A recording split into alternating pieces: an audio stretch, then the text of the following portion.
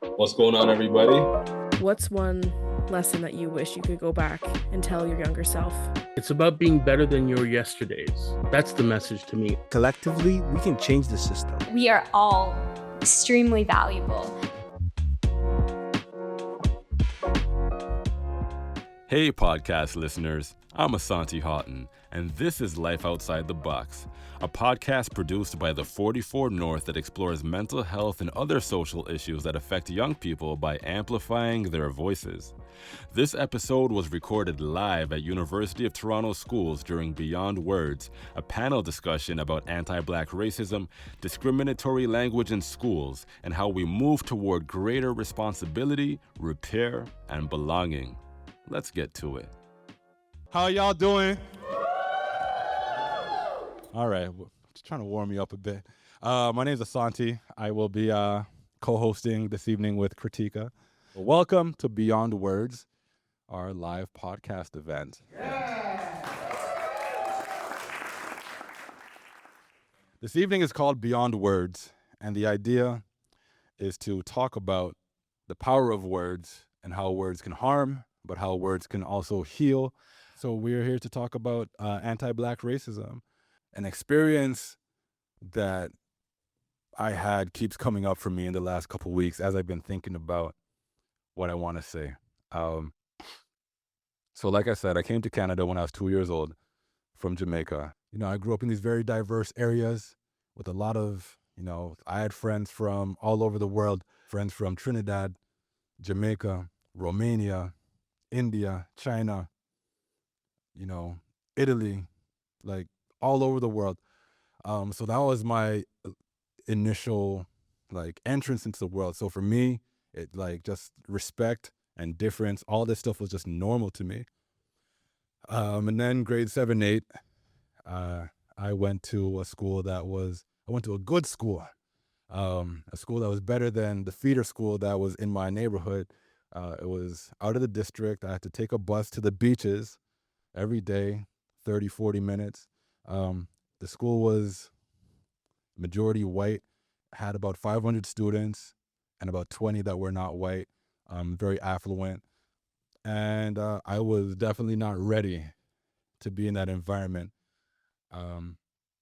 It was an eye-opener to me, to the extent that, when I left that school, I said, when I have children, I'm not going to raise my kids in a place where they're the only Black kids in the school or in the environment, because of the harm that will probably come to them, because of the harm that I experienced going to this school. And at the time, you just kind of live through it. And then I went to the school in my home neighborhood, it's actually being closed down in September. It was it was the second smallest school by population in Toronto.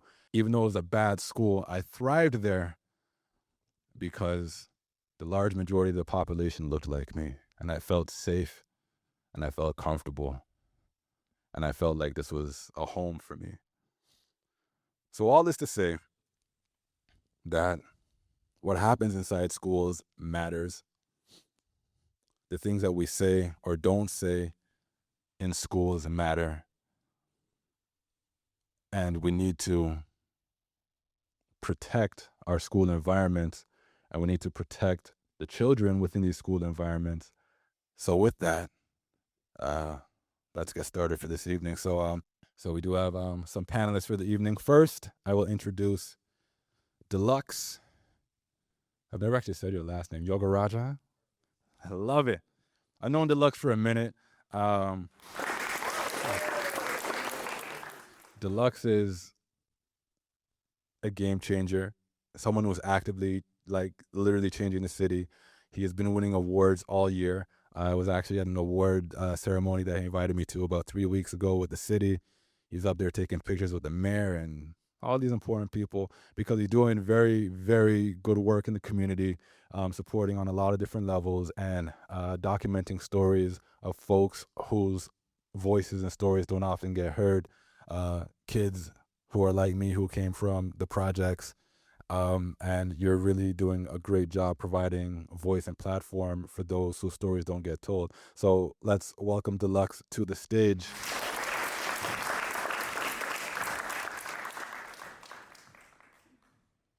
Next, we have Diara Jones. Diara Jones is a grade 12 student at U of T Schools, co-lead of the Black Equity Committee. Shout out to that. She has worked to create a safe and inclusive environment for Black students while educating a broader school community on racial injustice and how to promote an environment of equity.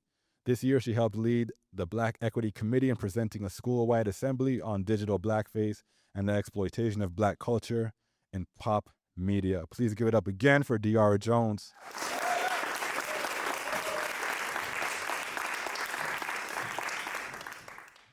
Next, we have Sophia Imam.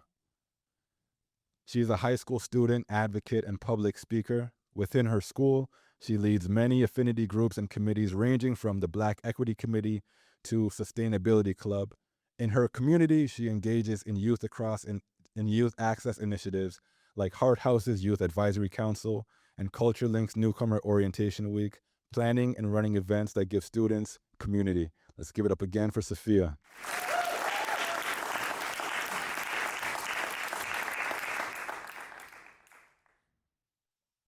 Next is Tracy K. Tracy K is a multidisciplinary artist, obviously a very sharp dresser, caseworker, mental health practitioner, educator, and equity and diversity advocate who uses her musical creations to heal, empower, and inspire through enlightenment. Through music and poetry, she brings attention to realities that are often overlooked, creating space for reflection, healing, and meaningful dialogue. Known for her powerful presence and ability to connect deeply with others, she often leaves audiences feeling inspired and renewed. Let's give it up again for Tracy.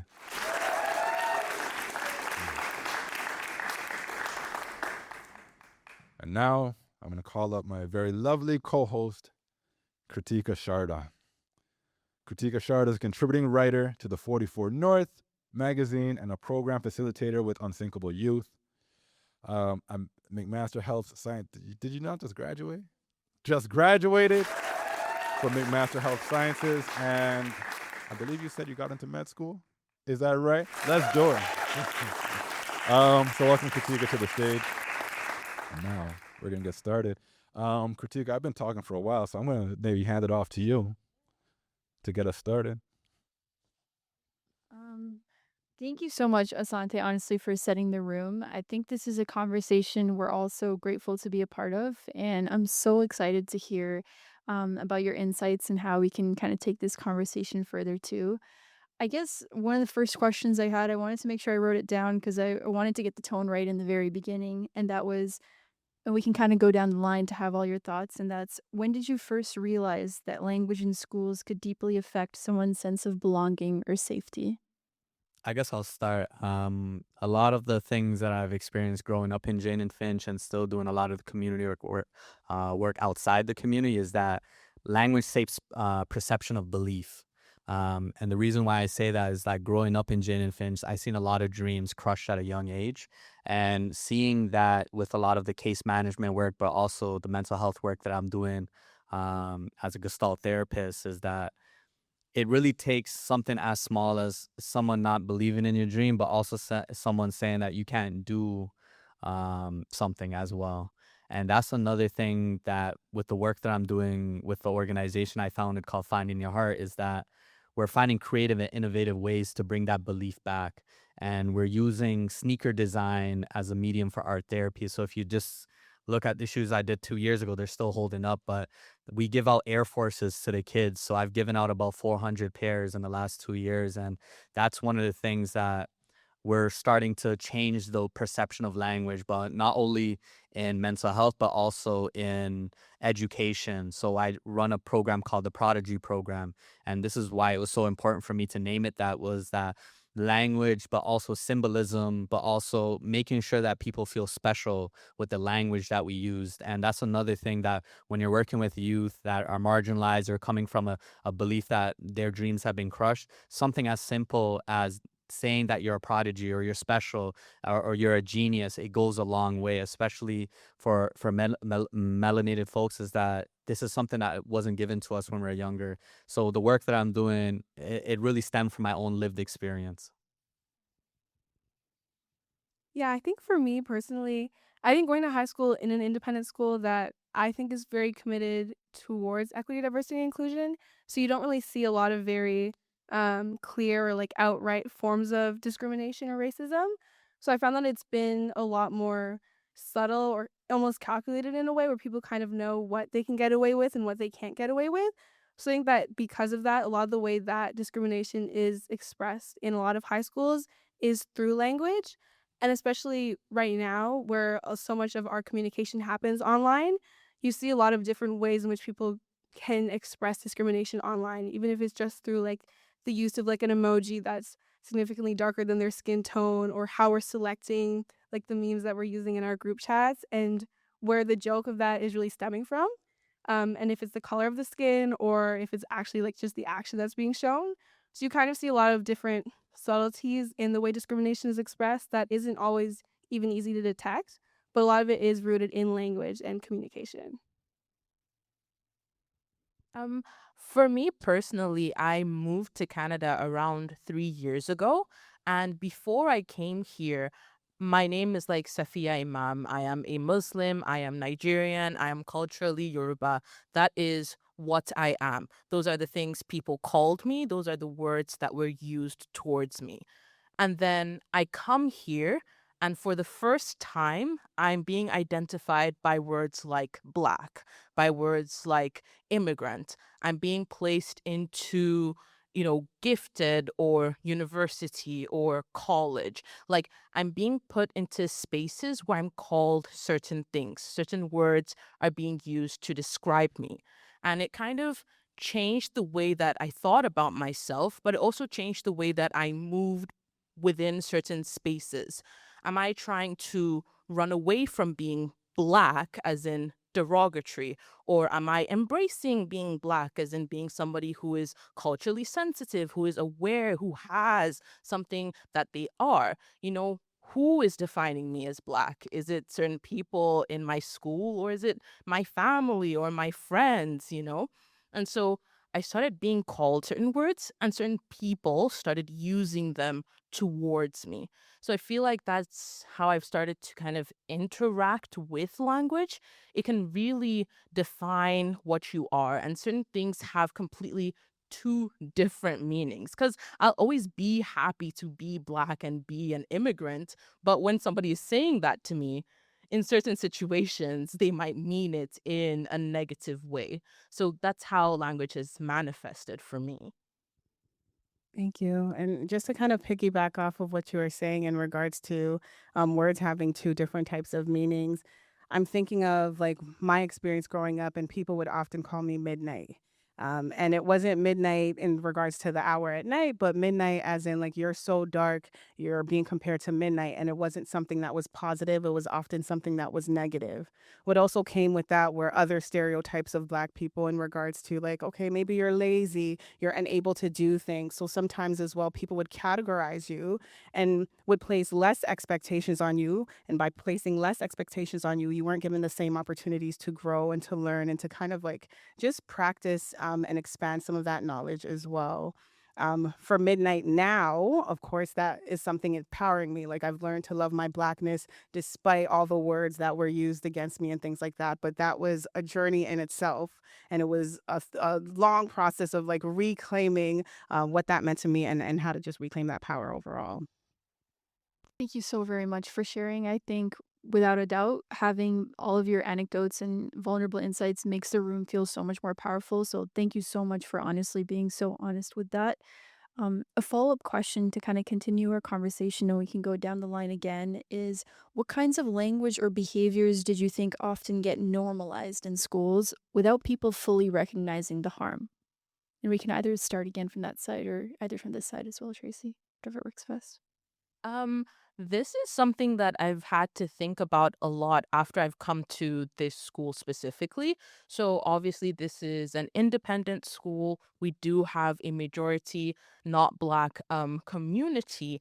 And what I've come to realize is there are certain words that I found in kind of like disciplinary action. Now, this is something I had like never had to think about before I came to this school, before I came a part of the people who were asking how should we go about discipline.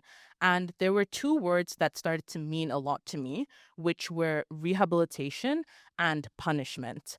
So that is when we are looking at the person who has done something to a certain person within the space. I asked myself, as the person who has been called a bad word, as the person who has had a microaggression done to me, am I looking at the aggressor and hoping that they are rehabilitated? Am I hoping that they are coddled and spoken to kindly and taken back to, no, no, you can't be mean to certain people? Or do I need them to just stop, to not be in my space anymore, to be given a punishment?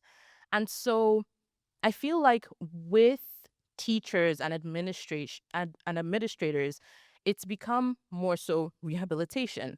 And I know that that is very valid and it's something that we should care about because these are young people who need to learn, not necessarily just be put down completely.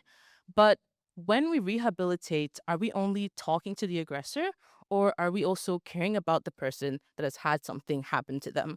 Are we making sure that their peace is kind of being put at the top of the matter? Are we making sure that they feel happy or they feel as though they are satisfied with what has happened to the person that has done something? So those are two words that I feel are they really stem a lot of conversation with how we are dealing with certain situations that happen within school. Are we putting rehabilitation or interacting with the aggressor at the top, or are we putting perhaps punishment and satisfying the person who has had something happen to them at the top? So that's something that I feel like has become a bit more normalized, kind of rehabilitation, and less so making it so that the person who had something happen feels safe or secure or satisfied within the conversation. So I'm gonna break away from the questions we have real quick, and this is for everybody. Um, Sophia, with what you're just saying, the question that really came to my head is, what can schools do to better prioritize the safety of Black and Brown folks? I think just conversations like this, like we're having, I think having committees where we're able to share our opinions and how we want to go forward. But also, I think a space that I've learned in the mental health is also the healing circle. I think that's very important. Like you said, is how can we come together to understand the harm that was done, but also the care that needs to be taken forward. And that was a big thing that with the work that I'm doing, I'd never had a goal to become a therapist. It just happened. And this was a lot that even talking about men's mental health, but also Black and brown mental health, is that a lot of the things that we had to endure when we were younger wasn't something that we were asked to do. It was just some of the responsibilities that we had to take ownership of. And that's some of the things that have a lot of commonalities between a lot different cultures. So that was one thing that helped me growing up in Jane and Finch, was that it was so diverse, but everyone was so together in that. In terms of the mental health space and learning about different ways of like indigenous practices of the healing circle, but also in mental health where we talk about rehabilitation. The reason why I love Gestalt therapy is it's a holistic practice. It's bringing awareness, but also noticing patterns. And this is really key to language as well, because language has impact, and impact has an effect on us. So being able to recognize where harm has been done, but also care that needs to be taken forward. So I would say that the next steps would be policy. I think with any school, any education, any career, is that you have rules embedded for the safety of others. Yeah, I guess building on both your points, I feel like the just like the question of how you can deal well both with the victim in the situation and then the perpetrator. I think it's hard to what I've noticed at our school is we have like a very wide range of grades. We have it all the way from grade 7 to grade 12. And you'll see a lot more like outright acts of racism in like the middle school grades, like grade 7 and grade 8. That you'll have like very clear, obvious, or like very outward, like people will say, if people saying the N word, like you might hear that in a school environment. Versus as I've gotten older, I don't hear people saying very like direct anti like black comments to my face or to other people's faces who are black. Um but I know that it's still happening. Like I know when I go to a party someone will tell me, "Oh yeah, I just heard him say the N-word, but it was 10 minutes ago and he was really far away from me." So it's like, am I supposed to how do you deal with that? Because I think as people get older, they kind of learn how to navigate the system where the rules are more clear so they know what they can get away with and where they can get away with it. So it's not necessarily that people are changing their behavior, they're more so changing where that's happening and knowing how to kind of navigate the discipline. But it's also hard because you can't I don't think it's necessarily the onus on us to have to change people. Like it's not our job to fix um people who are doing those things. So it's kind of knowing like the balance of that. But I think for me personally, when you're kind of what Sophia was saying about kind of centering it back on the victim, because you can't always necessarily change who people are or what they do.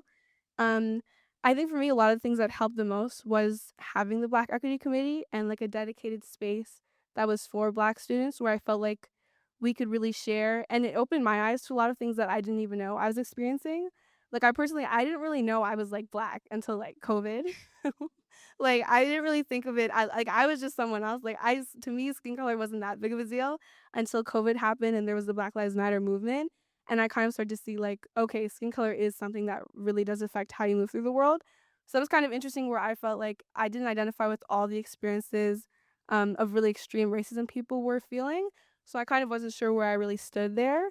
But I think having the Black Equity Committee in a space where people could talk about the ways that discrimination varies, that just made me feel a lot more comfortable and a lot more like the things that I were experiencing were real, regardless of the degree to which I was feeling them. Just to add on as well, I would say in regards to policy, just making sure that it's enforced. I find sometimes, whether it's in schools or different areas as well, the policy exists, but no one's keeping anyone accountable. Another follow up would be infinity spaces. Often, at times, even with Harmony Movement, when we go in to do programming, we understand the power of infinity spaces. Not everyone agrees, but in the beginning, if we have infinity spaces for all Black individuals and then maybe let's say people of color and then let's say whites as well, just to have those conversations separately so that people can kind of have those conversations unguarded. There was a time where one of my colleagues and I went up, I don't know if it was out east, but for instance, we were speaking to some of the teachers and some of the white students felt like they didn't even have a culture, they couldn't belong, but they only felt comfortable sharing that with their white teacher. So again, infinity spaces, having those opportunities to have those conversations where you're just able to be yourself and then later come together so that we can kind of truly break it down. So having an ally, of course, in the non-Black spaces, just lead those conversations and guiding it because unfortunately, despite how much we want to, people do kind of relate to someone who looks like them the most. So again, just having those infinity spaces, setting up opportunities for what it looks like in regards to accountability when it comes to some of the policies and actually making those actions follow up with it and holding those people accountable as well, I would say is also a part. Thank you for sharing that. Um, I know we've talked quite a bit about school environments and how does language show up in school environments as well. Dear, I know in the beginning you talked a little bit more about social media and how this is more of an uncontrolled abyss where things are truly not controlled and a lot of things can be anonymous. So, one of the points I wanted to get perspective on was how do you think social media, memes, or online jokes sometimes normalize harmful language or stereotypes? I would say like growing up in, and I'm gonna always go back because I think this influenced a lot of like media perception. Was Jane and Finch was very villainized back in the day. Even if you said you were there, like people would only have these preconceived notions of like, oh, this is like a horrible place to live. Everyone there is violent and whatnot, whatnot. We still kind of hear murmurs about that, but at the same time, now we kind of have control of our narrative in terms of media presence, and I think that there was an acknowledgement of harm from the media as well. So whenever we do interviews, there would be key people that they would connect with. A lot of the work that we're doing now in documentary work, but video production, was that we're telling the stories from our perspective. And I think that's very important too in social media, is how are we telling our stories, but who are we telling our stories with? And I think that was a way that we were able to gain traction in the media space to, if anyone wants to learn about Jane and Finch, they would have like the straight inside of that scoop in a sense. And if we were to connect with media personnel, it was just from a guided perspective of how much do they know. Even with language and how that shapes the younger generation, is that we want them to feel proud of where they're coming from, but also for their culture to be embraced as well.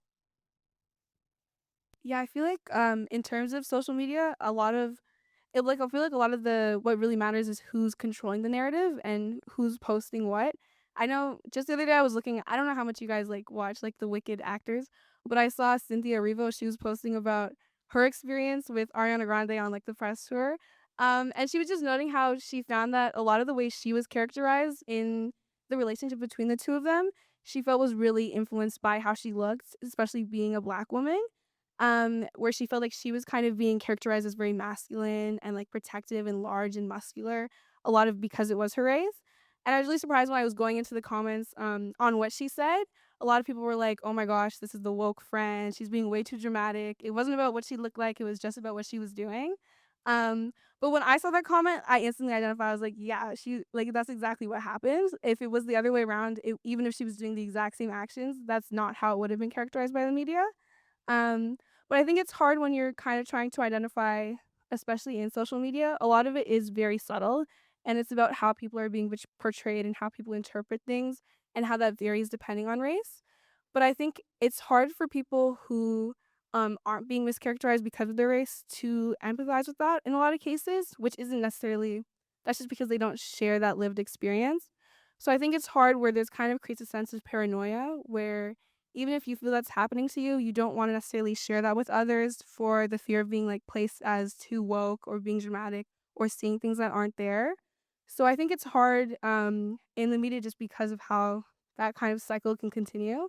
Um, and I know I was noticing a lot of how like we communicate, I feel, intergeneration, a lot of it is like images and like memes. And I see a lot of reaction memes are a lot of them are a lot of black people. And I thought it was interesting when I would see a trend in certain group chats with larger people in my school, I would see all the images would all be of black people. So I was like, this is kind of creating a trend where I'm like, is the joke here what's being shown in the images, or is it because of skin color? But it's hard in the media because you kind of get that sense of, am I being paranoid, or people don't want to take you seriously because they feel like you are being too dramatic. Yeah. I mean, Diara and I are very close in age. She's only 1 year older than me, and so I really agree with a lot of the sentiments that she's kind of brought forward. But two things in social media for me are the evil, evil echo chambers, and then also the way that with a lot of young people, we've become very things are not as scary or weird to us, even though they are desensitized. I forgot the word, but I got there. We've become desensitized to a lot of things online, whether it is us saying certain things or seeing something online. A lot of the time, I'll see people post something that's negative, racist, unkind, and I just look at it and I go, why?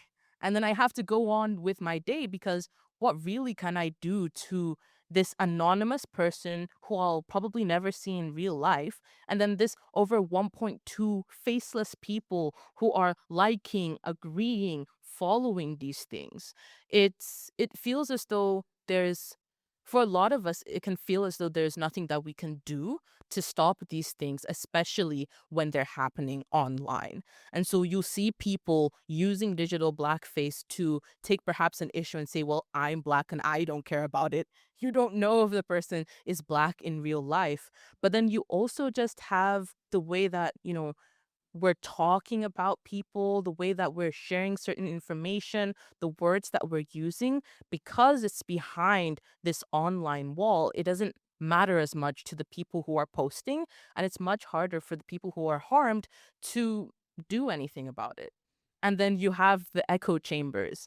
I've found with some of my friends, even who have gone from perhaps the alt right pipeline to understanding that really it was just the fact that they were seeing the same content over and over again. And even if they didn't believe it at first, they would see it again and again, things framing people in such negative ways. And because they saw it once, the algorithm picked up, oh, they looked at the comments, they swiped onto the page, they'll bring it back and bring it back. And that's all that you're looking at. On one hand, it can cause you to become someone who believes in things that are quite unkind. But on the other hand, you can just be online and you are constantly subjected to things that make you feel unhappy.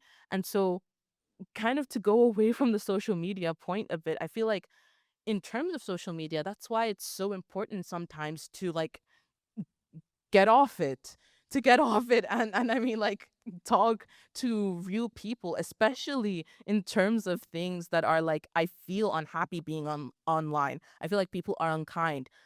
Online people are not real. They're so not real. It's the people that you're talking to in real life. They are the people that you'll be able to stop and say, hey, what did you say? That was quite odd. And they'll look into your eyes and realize, wow, no, I did say something to a real human being and it does have a real impact. So going away from kind of like the wall that in online places can create and the echo chamber that it can create, and talking to people who have different opinions, people that can make you feel happy again, people who can make you question things. That's a really important facet of being on social media. Thank you for that. It's just reminding me about Instagram. When my friends and I first got Instagram, we were seeing certain posts like of a one standard of beauty, which definitely wasn't representing Black people. And then I think she was just like, "Oh my goodness, I feel so like ugly," and I'm just like, "Why?" And she's just like, "Oh, like I don't look like any of these images." And I'm like, "Girl, we gotta like look for new pages that have people who look like us. Start spamming that, like recondition your algorithm and things like that." But I don't know if you guys remember during COVID when, let's say, people would make a post about the vaccines and things like that. We often seen how Instagram would be able to write a comment or sometimes even remove people's posts as well. So it goes to show you how much power there is, but how much power they don't use in other instances as well. The most we're able to do is report a comment. And even when you report it, all they simply do is kind of like block that person from your actual algorithm or whatever it is, but they don't take anything further. So when it comes to accountability, of course, these organizations are not doing anything about it. I know some people who take things into their own hands. I don't know if you guys have seen those pages where they'll see who wrote the comment or they'll see who liked it.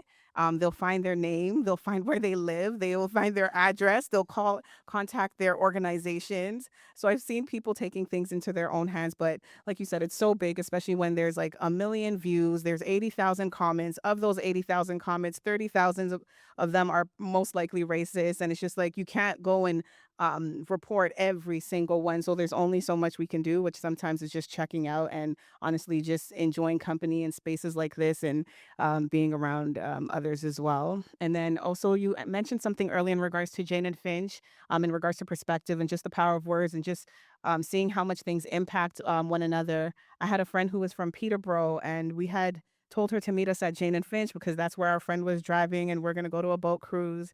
And she's like, "Oh, I don't want to go there. I'm going to get hit by a stray bullet." That's what she literally believed at the time.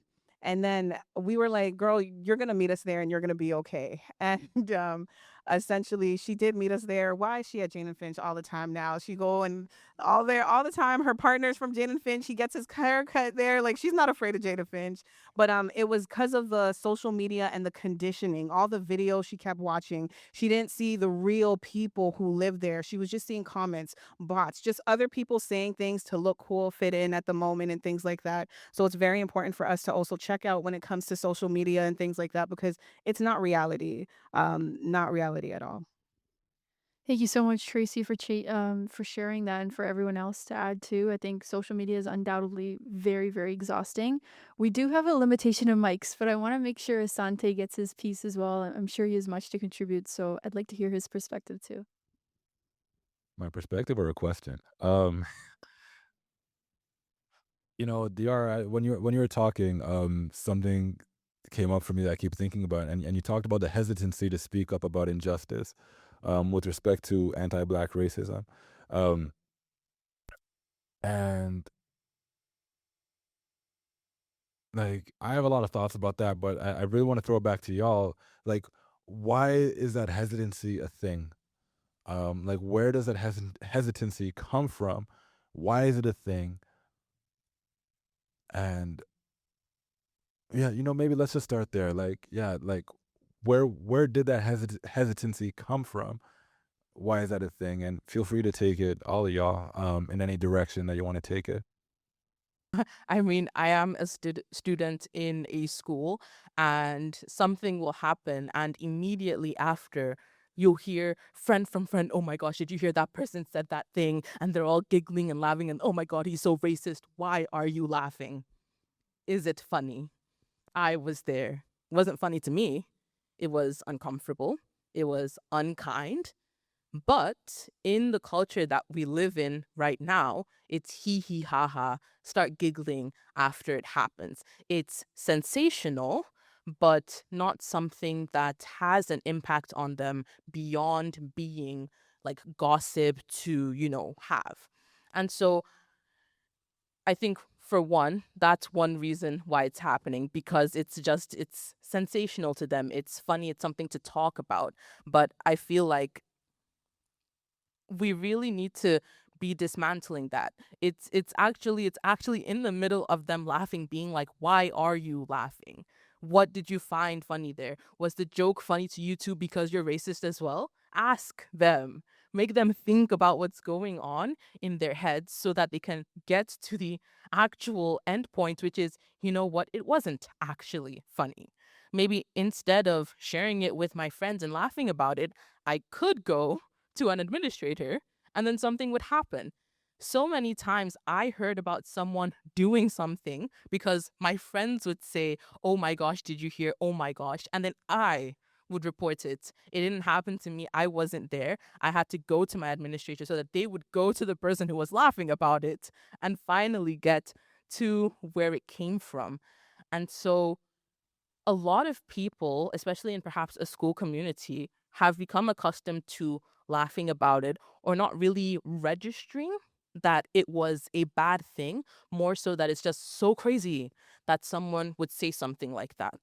In larger society, because then you get to adults, which you would hope are more sensible than children. And then it's also, once again, just the culture that's been created. Are we thinking in our minds, what is more important to us, making sure that this person is comfortable or making sure the person who said something doesn't have their job perhaps jeopardized, doesn't have their position or their relationship with a certain person jeopardized?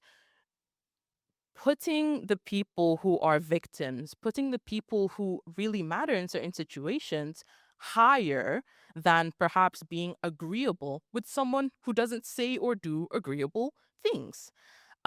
So one, for younger people, perhaps because they just think it's scandalous and they haven't gone through the thinking yet. And I mean, for older people, also for younger people, like, as well, I guess, being afraid of, like, being afraid of breaking the mold, being afraid of getting in trouble or being in a bad relationship with certain people is a reason why they might not speak out. But in general, we kind of just need to, in the midst of it, if it makes you uncomfortable a little bit, if it makes you want to giggle, before you do that, think, if someone who was a part of the group was in the room right now, would they be giggling as well? Would they do what you are doing in this situation and kind of veering towards the correct thing to do? I feel like you said everything. Like often at times, I believe a lot of people are fearful, and then of course we have to do uncomfortable things that don't feel good. But on the other side of uncomfortability is that growth that we're looking for. Of course, I'm gonna take it always back to harmony, but we've been in instances where we were doing workshops and people were even afraid to say the word black, and I see you guys giggling. You remember because they were so afraid that of the consequences of what might happen to them versus the harm that was already created in that space for the individual that was harmed. They were so afraid of losing their job, potentially going on suspend, like whatever it was. They were just so fearful. It interrupted them from actually making the change that was required within that environment. So, like you said, fear is a big one. And just that reminder that on the other side of uncomfortability is that growth that we're looking for. And that growth is so much more rewarding, you will find once you've taken that step. I thought that was a really interesting point you made about people kind of being afraid to even say the word black for like fear of what would happen to them. Um, I feel like a lot of what I've seen happen in my school is it kind of feels very polarized, where it's kind of like left versus right, like anti woke versus woke.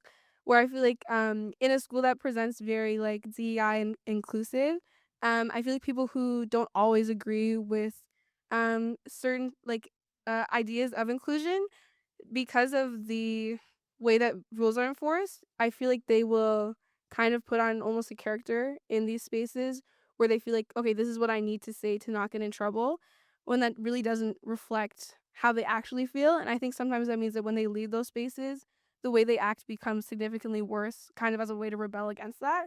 So I find that kind of makes it hard to really feel like the community is having lasting change where we're really improving, which is like, is this really people actually changing their ways, or is it just them acting in this space to kind of avoid punishment? And I think I think in some ways we kind of need to make a space where it's like you're open to hearing people's ideas even if you think it's wrong and even if you disagree with it, because I think if people feel like if they share thoughts that a majority might disagree with and they're going to get punished for that, then it kind of results in an environment where they're actually not being receptive to any messaging at all. So then you kind of need to find like a balance, because obviously you can't let people get away with certain things, but you also need to be careful how it's being enforced, where it's not necessarily that they're putting on like a face and just kind of like almost code switching, but in a very different way um, for that environment. Because I feel like sometimes I don't actually feel like people are really improving, because I know they go home and I know they still say the N word, but I know in school they know how to act around me. But are you really like changing as a person? And I guess back to kind of the original question too, I was kind of thinking back to, I think a year ago I was on a soccer team where I think there's two black girls and I think everyone else was white. Um, and I noticed towards the end of the season I was feeling there was kind of an issue where I wasn't really liking how my coaches were treating me and like talking to me and playing me. I was talking to my parents about it and we couldn't really identify. We didn't think it was like a skill issue and we didn't really think it was like a thing where they didn't like me. So we were kind of like, what could it be? And my parents were kind of like, usually when this happens to me, that's kind of when in my mind it's likely racism. But it was hard because there wasn't nothing had happened to me. They didn't say anything to me, and there wasn't really any concrete evidence of anything. So it was just kind of an idea where we are like, there's nothing left. So it likely is racism. I was talking to my therapist about it, and she was like, oh, maybe you should go report it. Like, you should go tell one of the managers in the club. And I was like, that literally never even occurred to me. Like, I just left the team because it was like, in my mind, I was like, there's nothing I could really do about this because I don't have any evidence. And I was like, if I go up to the higher ups who are also all white, are they really going to be caring about my opinion when I have no proof? Nothing bad has really happened to me. It's just a feeling of discomfort and not being sure what to do. So I thought that was interesting where it was like, in my mind, it hadn't even occurred to me to potentially bring that to someone else or do something about that, because it's kind of something that you kind of grow used to doing, where it's just like, okay, I'm feeling this, so I'm just going to leave this space. But is the space really being improved? Not necessarily. So it's kind of, I thought that was like an interesting idea that I was kind of starting to juggle with, especially like a lot right now. Yeah. I guess another point, like all great points, a big point was like intuition. Like if you feel like something is wrong, then chances are it's wrong. And speaking up requires courage, but also guidance, like you said, with your therapist and being able to get that second opinion to report something. A lot of the work that I do is allyship with a lot of the Black youth that I'm supporting. So one of the things that we do is that we always have like daily check-ins or weekly check-ins just to see how things are. I work with a lot of youth that are part of the justice system, but also the shelter system as well. So a lot of the work that I'm doing is like advocacy, but also um, with like actually concrete action plans. When something isn't being right, then sometimes it would escalate to like even me coming and actually advocating for that person with what's possible and what are we going to do next. That has seen a lot of success in terms of getting housing, a lot of times even just getting advocacy in the justice system as well for them, if they do have a record and whatnot. So even in mental health as well, it's referrals to different programs that get employment. A lot of the work that we're doing is actually building up youth courage, and making a brand for them. That's another way that we're increasing how they see themselves and perceive themselves. That's a real confidence booster. I know growing up, I didn't have a lot of these programs. So now we're working with Raptors, we're doing documentaries with Unsinkable. We're going to be doing some stuff at FIFA. Like, those are some things that would really raise someone's courage to be like, you know what, I'm enough and I'm strong. So if someone talks to me a way that is not garnered in that way, they're going to stand up for themselves. But that really takes a lot of internal work as well. You have to believe that you are special, and that anybody that kind of talks lesser down on you, that's something that you could speak up with. Like, you can't talk to me like that. And that's the less Jaden Finch way to say it, but but long story short, that's the way that you got to stand up for yourself and be like, I'm not going to accept anything less than what my community is telling me. Thank you for that. I have so many thoughts, but we don't have that much time. But yeah, I'm just gonna come out and say, what responsibility do white folks in leadership, and since we're talking about schools, like within school settings, what responsibility do white folks have in shaping the environment? Do you feel like they're doing enough? And what can they do better? That is just such a question because, you know, being someone who is not a part of the group, but taking the time out of your day to come out, meet the Black people within your community, speak to them, show them that you are there, you are willing to understand them, you are willing to help them. That shows me that you are willing to come out of your community, get to a middle ground, and then enter mine. You've gone through a journey to get to me. It shows me that you care. I have certain white administrators that I love very much because they are there. They are available. I could speak to them about things that are specifically because I'm Black, but I could also speak to them about anything. It's making yourself available. So definitely allowing yourself to feel uncomfortable as someone who is white, but also putting yourself into situations where you can use your privilege or the kind of fiat that you have within a system to make changes for people that are specifically Black with this conversation, but also just minorities or people who are discriminated against. Yeah, I completely agree with that.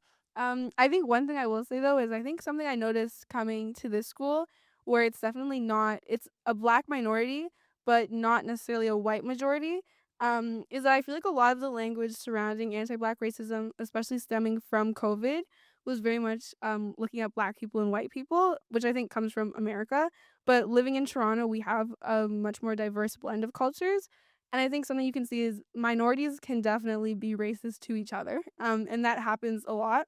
So I think sometimes when we kind of we angle our language towards white people specifically, I think one thing I've noticed this year, especially, well, in my 4 years here, is that now a lot of my white friends are sometimes like the people who are less likely to perpetrate the racism because of the way that our language in COVID kind of made them feel like, okay, it's kind of on me to not be doing that. Um, Obviously, it still happens, but I think sometimes the onus is kind of taken away from other minority groups to be upholding the same sort of standard. So sometimes when I see racism coming from other groups, it can be more direct and like sometimes like the same level because they don't necessarily feel the same that same like pressure or that they'll get the same consequences because of it. So I think that's something that we can all be held accountable of any race. Like I should be held accountable I cuz I can still make someone feel the same way even though I'm not white. So I just think that's one important thing, especially in Toronto and in schools that aren't always white majority. And something else I would say, I guess, for how staff can kind of lead themselves. I think something that when I went into the Black Equity Committee in grade 9, I remember one of the white staff was like, "Okay, I'm going to give you guys this space and do what I need to do as an administrator to give you what you guys need to do what you want to do. But now I'm going to step away." She was like, "Okay, I'm going to be here because you need a staff in this room so you guys can hold your meeting." But she was like, "That's all I'm going to do. Like, I'm giving you guys what you need from me. And then now I'm going to give you guys the space," because she doesn't necessarily feel that she knew what the students needed, but she was there to provide support, but she let the students kind of tell her what they wanted from her. So I think sometimes it's valuable to like, it's okay to not understand everyone's experiences. I don't expect to understand everyone's lived experiences because I haven't lived those experiences. But I think it's just being open to hearing about them and understanding how what you can do to support people. So I think sometimes like the best thing staff have done for me is just tell me like, "I'm here to you. What do you want? How can I help you in this situation? And what do you want to do? And how can I support you in that?" So I think just being open and just trying to be helpful and keeping an open mind and wanting to kind of engage with those conversations and not even understand, but just be there to listen and to learn. Yeah. I guess with what I'm learning at my Gestalt Institute of Toronto is that I'm the only racialized man in my course right now.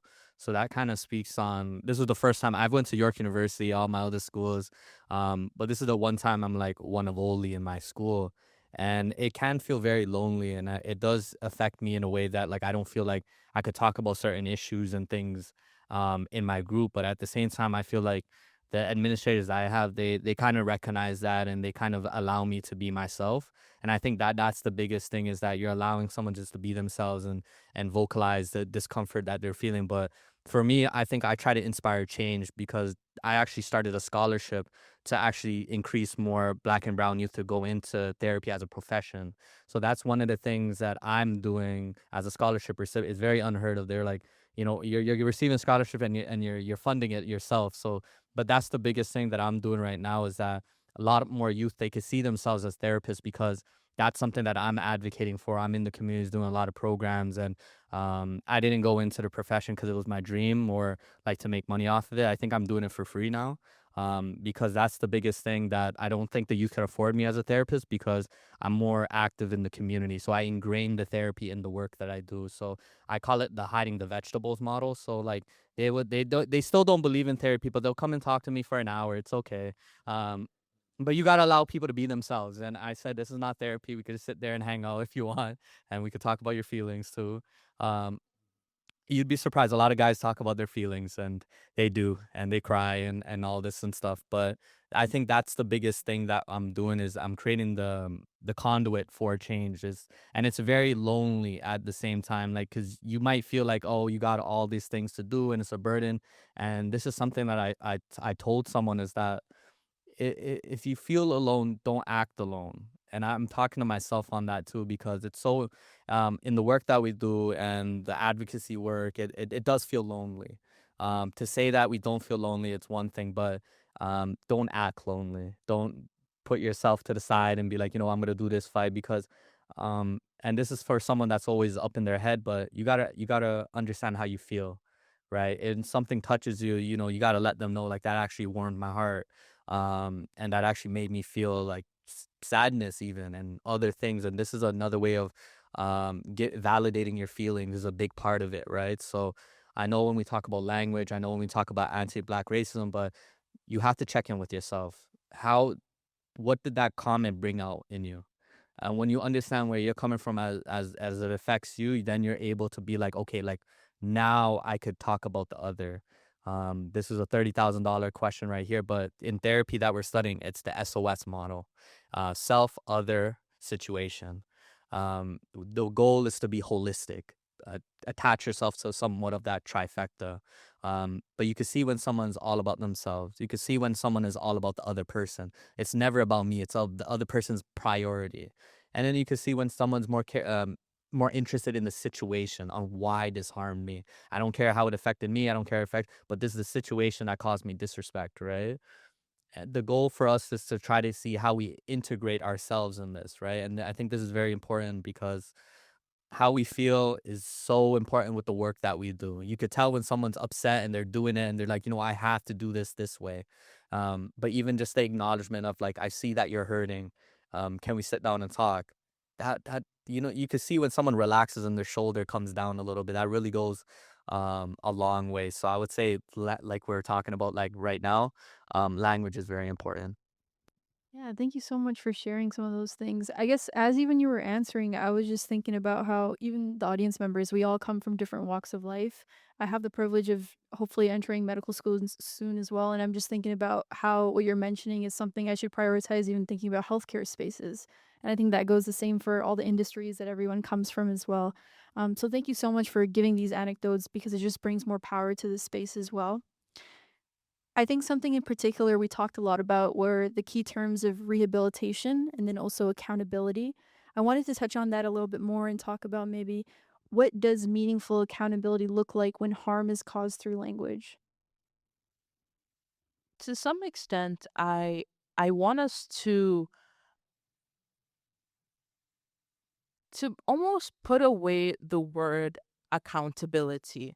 And I'll really ground this. You know what? No, I won't ground it in schools. I'll ground it in everywhere, because if someone is fired from their job because they did something, if someone is suspended because they said something, any of those disciplinary actions that you take, is that going to change them?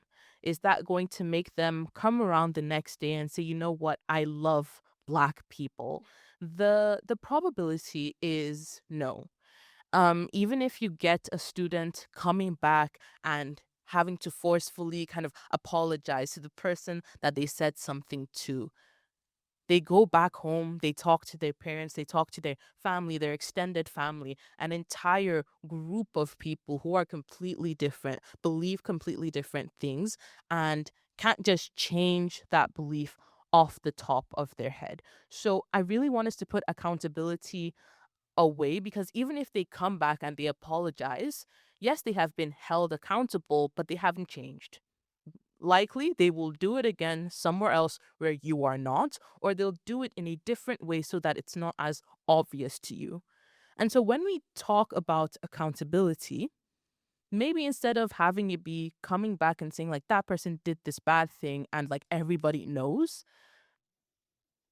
in the things that I've been doing and in the like situations that I've been a part of, less and less should the person who said something, less and less should they be considered. Just especially after they've done it like many times. Like, fine, I can't change the way that you think about things, but the person that has had something happen to them, that is the place that we can plant seeds. That is the place that we can have conversations and we can see growth. As we've spoken to each other kind of like on this panel and in all of the things that we've been saying, more and more have I been thinking about, in situations where things I said, sometimes like it doesn't even matter to me if something has happened to the student. A lot of the times I found the most benefits comes from sitting down with my administrator and having a conversation. A few weeks ago in, I believe it was April, or yes, April was last month. I believe it was in April. I sat down with two or three other Black students and we had just an hour-long conversation that was like, oh, this happened to me. Oh, that happened to me. Oh my gosh, was it by the same student? Oh my gosh, that's so hilarious. It was just talking to each other. It was having shared experiences. It was having shared feelings and understanding that what happened to us was not an isolated instance. We weren't crazy for feeling the way that we did. We weren't crazy for being unhappy or angry at it. And it wasn't about the person who did the thing. It was about finding community within each other. It was about just being there with other Black people who are just amazing and wonderful and lovely people, and kind of just saying it to each other. They said that thing, they did that thing, they were wrong, they do not matter. Do not center them in this conversation, because that will only validate the things that they said even more. Put them aside. Don't even interact with it. What you want to interact with is us. We are the Black people who are here to show you that you matter, you have a community, and your feelings are valid.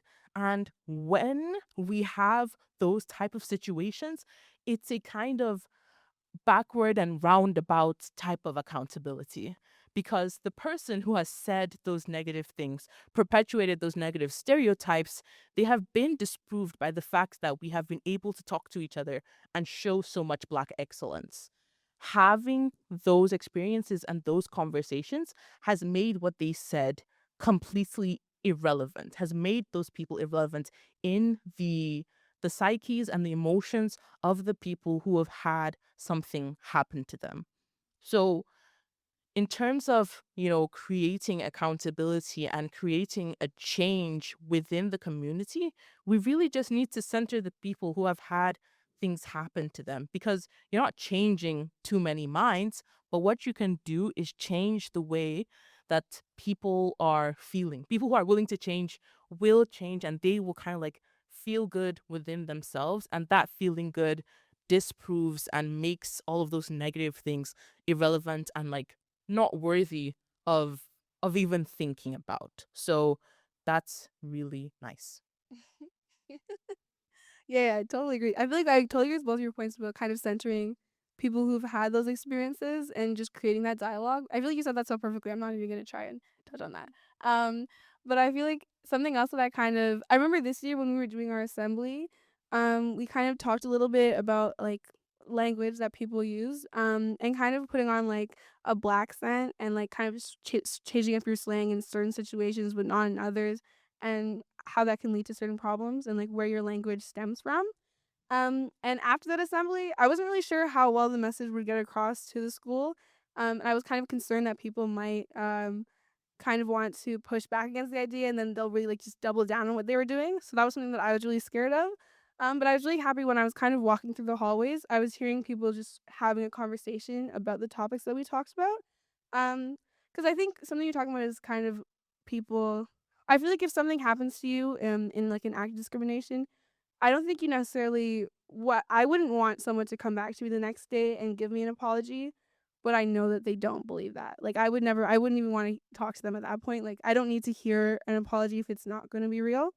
But I think what was more valuable to me after that assembly was just kind of seeing people engaging in conversation and really just thinking about the idea. Because I heard a lot of people like sort of disagreeing. They were like, I kind of agree with this, but at the same time, like, I don't know if I really like what they were saying. But I was honestly more happy with that than just hearing them kind of blindly agree just because that's what they thought people wanted to hear. It was more meaningful to me that people were actually engaging with the conversation and thinking about the ideas. So I feel like creating space where sort of the message that we're teaching, we don't need to have people immediately accept them. Like, we don't need to say things just for people to agree with us because that's not necessarily realistic. And I think if you really want to have meaningful change in the community, you need to kind of understand that not everyone's going to agree with everything, but just the idea that even people who kind of often have opposite opinions of me were even thinking about what we had said and actually engaging with that and thinking about where they agreed with it and when they didn't, to show me that they were actively listening and that the message might have actually had an impact because of those conversations. And I think after that, I kind of had to remind myself too. I feel like sometimes when I approach things, I'm like, I'm completely right and everyone just needs to agree with me. Like, if everyone agrees with me, then everything will be perfect. But I can't really expect people to have conversations with me and listen to what I'm saying if I'm not also going to be willing to kind of change my ways and listen to what they're saying. So even if it's someone who I feel like I disagree with on every front and they just need to agree with me on everything, I kind of need to remind myself that if I want them to understand me in the ways that I want them to, then I need to be more open to what they're saying. Because if we're not going to have that open dialogue where we're both willing to kind of understand each other and put down our egos a little bit, then you're never really going to have any meaningful change for anybody. I believe it's so when it comes to meaningful accountability, it's everything that you guys said. It's listening to the individuals who are being impacted in that environment. And then from like a treatment standpoint, it's also then doing like a needs assessment in each environment. What's used, for instance, whatever approach was used the first time might not be the same approach that's taken the second time. And then the students involved might want a different approach as well, especially depending on the type of harm that's created as well. Often at times, sometimes with certain schools that are like out west, up north, out east, sometimes even within the city as well, we have instances where parents are forced to remove their children because of the violence and the lack of response from administrators and management as well, because they were slow to respond despite the many emails, months of trying to contact, going back and forth, them ignoring them until they've taken it publicly on social media because there was no follow up. So I say each instance is going to require you to individually speak to those who are harmed in that instance to see what needs to be done, then speaking to what other individuals might be involved, especially if there's third party organizations that are assisting them, whether it's like parents of Black children and things like that.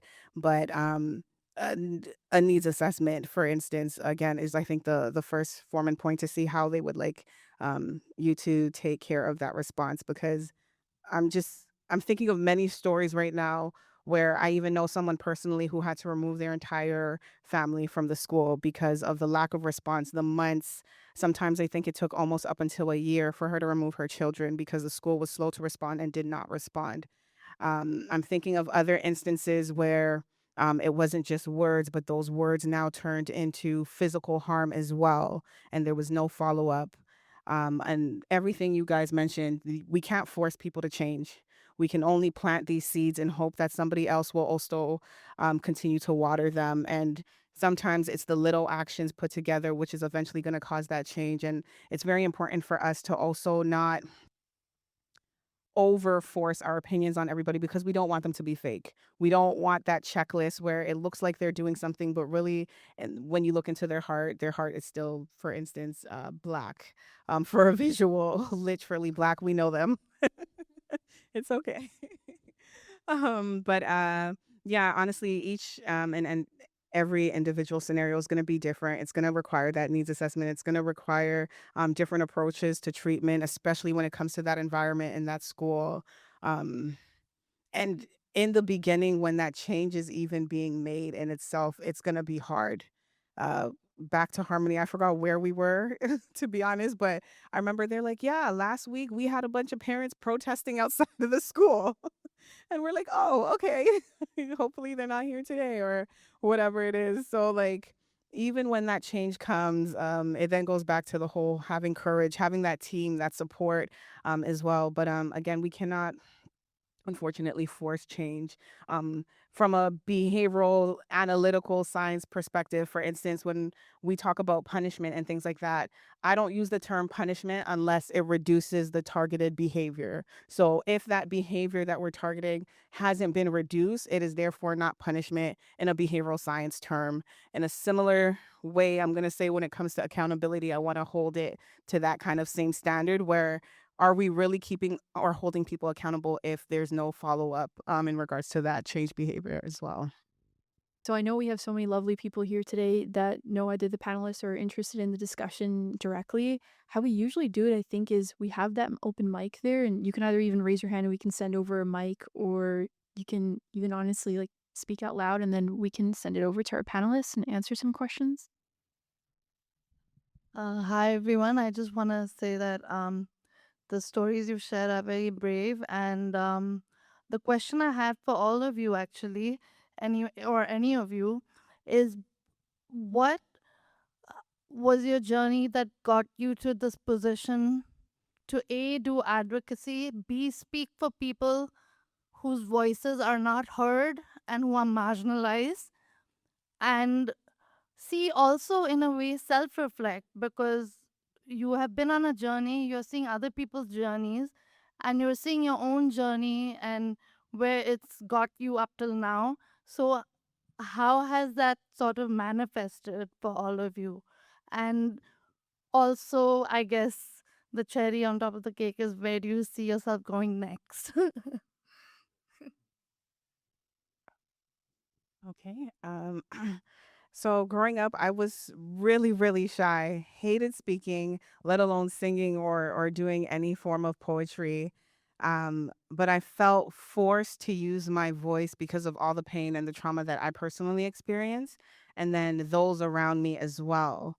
So growing up at my church, I was forced to join the choir. If anybody heard me tell that story, but it was an outlet for me, and through that, I met other individuals who also were using their voice to speak up for others through artistic means like music and through poetry. So eventually, there's this organization called Rise, Reaching Intelligent Souls Everywhere, originally based in Scarborough. Shout out to Randall.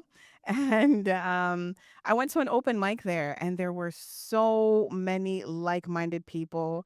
I think one of the, and then at the time too, there was another event called Dead Poet Society, and I oh, you remember? Yes. And there was just a whole bunch of like-minded people. And originally, how I started again with the midnight, I started going around my community and asking other individuals about their experience growing up with colorism. And what I noticed was, so for context, born in Canada, background's Ghanaian, and I thought it was maybe something localized to Ghanaian individuals. However, I soon found out that my Caribbean friends, my other African friends from Northeast, South were experiencing it. My Asian friends were also experiencing colorism, to the point where, because of some of the harmful language that they heard often within their own households and then also within the schools, some of them, for instance, even use bleaching products to the point where it damaged their skin.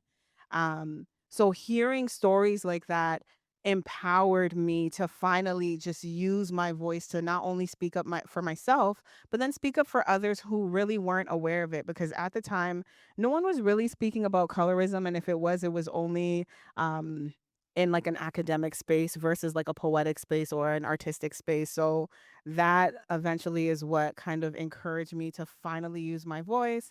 And then, of course, getting, the spoken word snaps was very reinforcing. So I just continued onto that journey as well. And then again, it's just hearing the constant stories, going to school, learning more about the history that is enraging you in that moment, learning more about history. I don't know about you guys, but when I'm reading books or listening to documentaries, I pull out my notepad and I'm just writing. So that essentially inspired me to just, again, speak up for myself and others. And in regards to where I see, oh, and then of course, it allowed me to take like behavioral science and then now working as a caseworker. So where I see myself in a few years, I don't know. I think I want to get into policy at work. I keep telling people that I think I want to get into policy because every change I make, I feel like I'm being blocked. And I'm like, I need to go above you. So I'm like, you know what? Maybe policy is the next step. And if that doesn't work, I'm going to go ahead of them as well. So, yeah. I think I have a pretty similar story. I mean, I think a lot of us are going to have pretty similar stories. That's an assumption. We never know. But I mean, I have a pretty similar story because I came from Nigeria where I was, I was smart, I was nice, I was Safia, like everybody knew me and it was like a-okay. I was happy. I wasn't a minority in any definition of the word. And then I come to Canada and I am still Sophia. I'm still wonderful, nice, and everything. But now people see me in very different ways. I have to advocate for myself to even get into a class where I'm not learning the same thing that I learned last year again this year. I have to try and push really hard with almost every single teacher, guidance counselor, everyone within the school. We can't change people's minds. That's what I learned. We can't change people's minds. And what is more important is the people who are experiencing these things. Even if we get an apology from the teacher, what we really want is for the students within the classroom to not feel as though what they are is negative or evil or lazy or ungrateful or any of those things. And so that's how my mentality and my work with kind of like making space, or at least, making community or a space for people to feel as though they are good and awesome and like excellent. That's where my work kind of started a bit more. And in the future, I mean, I am but a child. I'm in grade 11. Hopefully go to university. I'm interested in psychology as well. And so, kind of helping people in those smaller ways, advocacy work, or just being able to sit down with them and saying, this is an experience that you've had. We want to unpack this and kind of help you go in a direction that'll make you feel much better in the future. I think in the future, I definitely just want to make people feel happier and make it so that the world is a space in which they can feel happy at almost every turn or direction. I don't think I ever really planned to like do anything like this. I never really thought I had anything to like say that much anyways. But I think most of it started kind of coming, I guess it kind of started in like middle school. I've been like a minority like my whole life, I guess. So sometimes when it would come to like, if it was Black History Month, I guess I would kind of look around and be like, well, I guess I gotta do it. Like, I don't know who else is gonna do it. So it's kind of a lot of stuff like that where just kind of like, I just felt like, not necessarily a responsibility, but I guess a little bit of responsibility to kind of share with others and just kind of that kind of falling onto you. But I think what I liked at our school, the way our Black Equity Committee works is we have all Black students are everyone's just automatically a member of the Black Equity Committee, and then students can choose whether or not they want to take more active leadership roles within that. So I joined in grade 9 when I joined the school, I guess just kind of looking for community, and that's how I met a lot of my favorite people at the school. But I think a lot of it was looking up to people in the older grades and seeing what they were doing, like speaking in assemblies and leading workshops. And I was kind of like, okay, I think that's something that I would want to do. So then when they would graduate, or even when we were there at the same time, kind of taking them as mentors and kind of following in their footsteps and seeing, okay, this is what they're doing. What would I want to do next year? And I guess it's just kind of creating environments like that where you have role models to look up to, and then you can kind of take their place. And that just kind of leaves like almost like a legacy that just keeps on continuing. And I guess in the future, I guess I want to continue like learning and reading about cultures and people that I don't know about, because I feel like there's so much more for me to learn. And I guess I'm hoping to travel more too, because I guess I've always been kind of a minority, so I want to kind of go back to where my family is from. I still have to go to Jamaica, so I gotta go there. And I guess just going to spaces where I feel like I'm with people who understand me and look like me, and just kind of enjoying that. So I feel really lucky to be able to travel, so that's something I'm really looking forward to in the future. Wow, I didn't think of that question. That was a really big question. I loved that question. My journey was kind of atypical in the sense that it took a lot of work for me to get to this point where I was sharing what's on my mind. Ironically, it was with Asante. I think I was a part of this program called Community Healing Project, and I think I had to been 22. I'm 28 right now, but I was going through university, and at the time I was studying criminology, and I think I graduated around like when I was 21, but I think beforehand I had a run-in with the justice system, and I think that's where the whole issue, like when you grow up in a neighborhood that's heavily policed and you don't have a lot of resources and support, you go looking for that support elsewhere. So I think just providing at a young age really spurred me to take risks, and I think those risks really affected me when I was younger. And I think growing up with other youth that grew up like that, that's the commonality that we had with our experiences. And after going through the justice system and beating everything, is that I realized that I had this thing where I wanted to support people, and that's why I wanted to be a lawyer, and that's why I chose to go into criminology. I wanted to do criminal defense. But at the time, it was COVID time, and that's when I got into Community Healing Project. It was an online cohort where we talked about mental health, but I needed that because when I was younger, I needed, I think, therapy hours or community service hours for my court case. And Abdul, which is a great friend of mine, but he was a coordinator at the time for Community Healing Project, so he had told me to come to this mental health workshop. And at the time, I'm not gonna lie to you, I wasn't really feeling mental health like that. I didn't really believe in it. God has a funny plan for everyone, but that he told me to come, and I think that was what inspired me to kind of just try something new and get outside my comfort zone. And long and behold, I was a participant with Community Healing Project. Then I became a healer, which is basically like you're the facilitator to run workshops in communities. Then I became the coordinator for the North, so that was really impressive. And just meeting youth that grew up like me was across the city, not just in Jane and Finch. I'm far from Jane and Finch. I do a lot of work out there, but I'm all over the city now. So I'm connecting with youth, similar to how I grew up. And it's like, imagine you're talking to your younger self, and you're just looking there, and most of the time you're just like, well, why are we talking, or like, what brought you here? Because I do a lot of justice work, so like that's just my area. Not only just studying it, advocating for it, but I also was a part of it, right? So I think that for me was the lived experience, that they see themselves in me and they see the great things that we could do. And honestly, we did a lot of things. So my journey was just going through those shortcomings, because I'm working with youth that never saw themselves past their mistakes.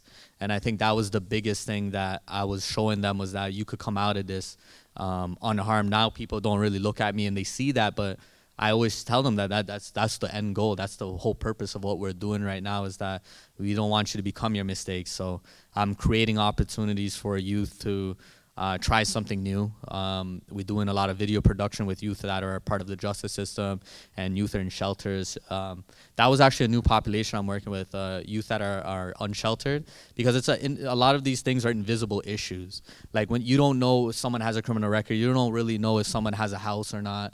But these are things that when youth feel comfortable, and I'm honored that they feel comfortable to share their stories and share their tears with me, was that that's why I did this work, because I think even though I might be a small population in my school, I have a great impact outside in the community. I think that's why we're all here, and that's why we're all here listening to these great stories, is that we want to take away something, and we want to share that with our community, and find new ways to interact and support the individuals that we love. Thank you so much.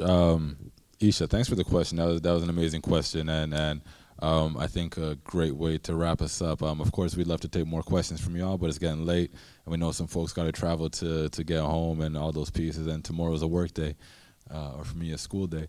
So I just want to, take this moment first to say thank you, but also, like, being super real. I've been in the panelist chair a bunch of times. I've been in the co-host chair a bunch of times, but tonight's been really different for me. I've definitely heard some thoughts expressed that I'm going to be thinking about for a long time, things that I'm going to take with me, and I've really learned a lot tonight from all of y'all, and I'm very grateful for that, and I hope the same is true for everyone in the audience, for Kritika, my amazing co-host, and for everybody here. It's been a really, really wonderful evening listening to y'all express what you are expressing, and I love that so many of your answers diverted from the sort of typical answers you would hear in these settings.